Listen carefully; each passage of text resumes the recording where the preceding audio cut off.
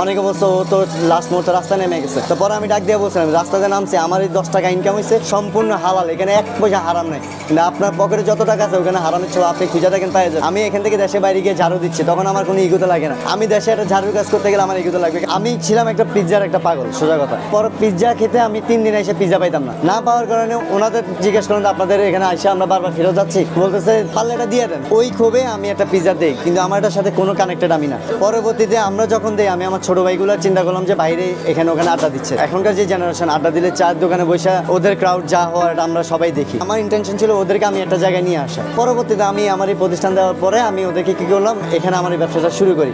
এবং ব্যবসার শুরুতে আমাদের খুবই ফাইন্যান্স প্রবলেম ছিল। ওই এখানে দোকান নেই, দোকান নেওয়ার পর হচ্ছে নিজেরা দোকানে বেড়া দিয়ে কাজ করি, নিজেরা সকল কিছু করি, কোনো মেস্তুরি বা কোনো টেকনিশিয়ান নেই, আমরা কাজ করি। শুরু করি হচ্ছে 40,000 টাকা দিই, আমি 20,000 টাকা দিই, বাকি ছোট ভাইরা 5,000 করে আমাকে টাকা দেয়। ওই টাকা দিয়ে আমার ব্যবসা শুরু হওয়ার পরে আমি আমার প্রতিষ্ঠান এখানে প্রথম দিন থেকে আমার দোকান আলহামদুলিল্লাহ আমার ওইখানকার প্রথম দিনে সেল দেখে মনে হয় না যে আমি এখানে নতুন, তখন মনে হলো যে না এটা থেকে ভালো কিছু পাওয়া যাবে। এখনো পর্যন্ত সবাই আলহামদুলিল্লাহ 1 বছরের মধ্যে সবাই সবার কর্ম নিয়ে সেটেল। এখান থেকে এই 1 বছরে কোনো প্রফিট আমরা কেউ নিইনি। এখান থেকে যে প্রফিটটা আসে, এখানে যতগুলো কর্মসংস্থান বের করতে পারছি, যে সেক্টরে ধরেন ডিশ ওয়াশ থেকে শুরু করে শেফ, অ্যাসিস্ট্যান্ট শেফ, যতগুলো আমি বের করতে পারছি, আমার কাছে মনে হচ্ছে এদের রিজিকটা এখানে বন্টন করা। এক একটা স্টাফের এখান থেকে রিজিক যাচ্ছে।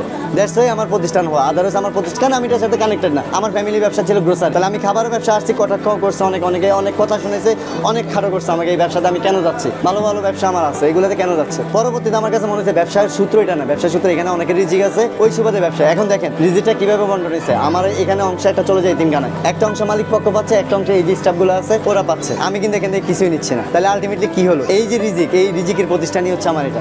এবং শুরু থেকে এই পর্যন্ত আমার এভারেজ সেল যাচ্ছে আলহামদুলিল্লাহ প্রতিদিন 10 থেকে 15,000 টাকার মধ্যে আমার প্লাস মাইনাস থাকে। আর লাস্ট ডেগুলো হিসাব আলাদা। আমি পড়াশোনা করছি মিরপুর ইনস্টিটিউট অফ টেকনোলজি থেকে টেক্সটাইলে। যেই সেক্টরে পড়াশোনা করছি ওই সেক্টরে জব না পায় অন্য আইটি সেক্টরে ঢুকছি। আইটি সেক্টরে ঢুকার পরে আমি 2 বছর জব করি, ফিল্ড অফিসার হিসেবে ছিলাম। সকাল 8টা থেকে বিকাল 4টা, এমনকি রাতে 10টা পর্যন্ত আমার ফিল্ডে থাকতে হচ্ছে। পাক্কা 2 বছরে আমি মনে করলাম যে চাকরি আমার জন্য না, করছি অভিজ্ঞতা দরকার প্রত্যেকটা সেক্টর। যেহেতু আমি একটা সেক্টরে পড়াশোনা করছি, একটা ডিপার্টমেন্ট নিয়ে, ওখানে আমি জব পাইনি, অন্য সেক্টরে ঢুকছি, ওই সেক্টরে তো আমার থাকতে হবে, বুঝতে হবে। পরবর্তী চাকরি করে মনে হলো যে না, আমার জন্য আসলে চাকরি না, আমার হচ্ছে ফ্যামিলি ব্যবসাতে সময় দেওয়া, ফ্যামিলি ব্যবসার পাশাপাশি এখানে আসা আর কি। হালাল কাজ যদি আপনি করতে যান, আপনার ভিতরে কোনো ভয় নেই, আপনার সম্পূর্ণ শ্রমটা দিতে হবে এখানে, মেধাকে দিতে হবে।